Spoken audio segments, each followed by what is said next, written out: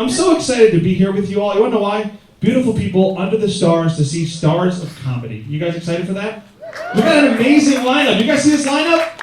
You excited for this? I'm so pumped. I'm going to be here all night having fun, emceeing. My name is Paul Costabile, but enough about me. I'm going to bring up your first comic. I want you guys to bring the house down for our first comic. And for everybody tonight, put your hands together. Very funny guy. He's the champion of LA. Give it up for Mr. Billy Cavanagh.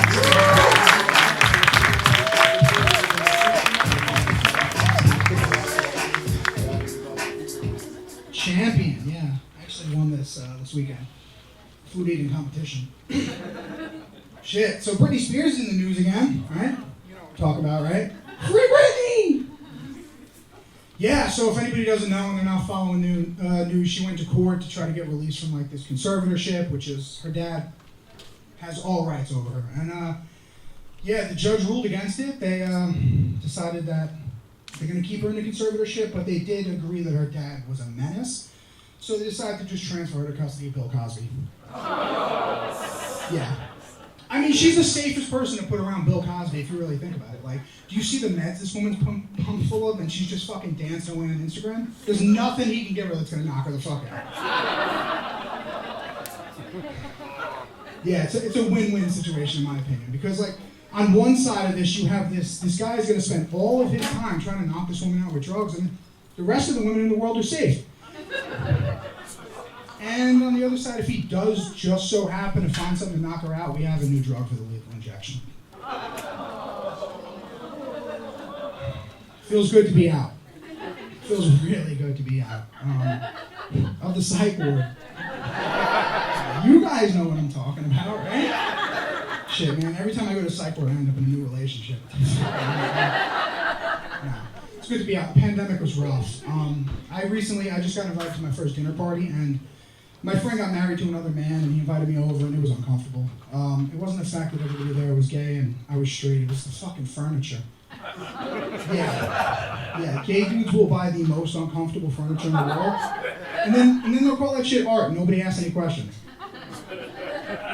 I realize they're trying to test you, they're trying to see if you're fuckable. If you sit down and you say anything other than this is the most uncomfortable thing I've ever sat on, it's open season for your asshole. I'm glad you guys laughed at that. I did that joke a few weeks ago at a show. It did not fucking go well. I walked out, somebody slashed my tires. They followed me home. I was getting hate mail for weeks. Jesus. Let me tell you, gay dudes send the most creative hate mail I've ever fucking seen in my life. It was better than any save the date I've ever gotten in the mail. It was like so perfectly worded. Had punctuation marks I didn't even know existed. I opened it up. I was like, is this a fucking glitter bomb? But I was scared. I was like, when are they going to come? When are the death threats going to come? And I walked out of my house one day and they confronted me. And I was like, look, I'm sorry if the joke offended you. And he goes, the joke didn't offend me. You just can't keep telling our secrets or it won't work.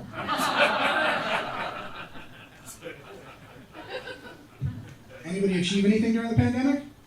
No? Bunch of fucking losers here? It's okay, me too. That's why I do stand-up comedy. No, I got a dog during the pandemic. And everybody's always like, oh, no, please don't clap. This dog fucking sucks. It's always the reaction. Somebody's like, oh, congratulations. No, this dog is a fucking menace. Nothing will feel better than getting an emotional support animal that doesn't fucking like you every day of the week. It's about as emotional support as geese flying over your goddamn set at church. I did move into my first apartment, though. That was interesting. Anybody here rent? Yeah, it's LA. Everybody rents. Nobody can afford this shit. You ever notice that living in an apartment complex is kind of like visiting a zoo for all the different personality disorders? Yeah. Every building has one person that you just want to avoid at all costs. For me, it's the woman downstairs. She's a codependent, she's neurotic, and she sits outside and chain smokes and shakes like her spirit animal's a fucking tuning fork. Yeah. You got one of those too? Yeah, she's fucking sucks. And every time I see her, I walk the other way. And I made the mistake of walking by with my laundry.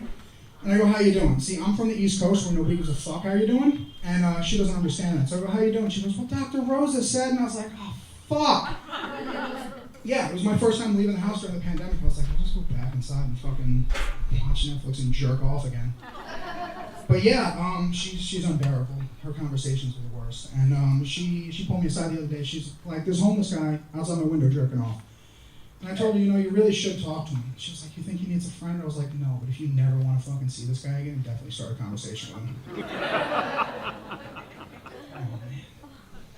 So I used to be really pro-life before I moved here, and I realized that nothing will change your opinion on abortion more than living in a city like Los Angeles.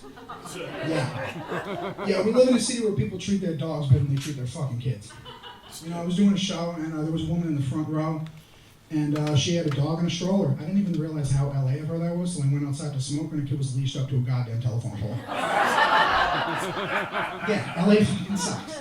The homeless people here suck. I got pulled over on Skid Row once. I literally got pulled over for not using my turn signal, and as the cop's giving me a ticket, there's a guy right here shooting meth into his fucking neck. And I was like, God, how am I going to get out of this ticket? I was like, look, I'm here to buy drugs. He was like, go ahead.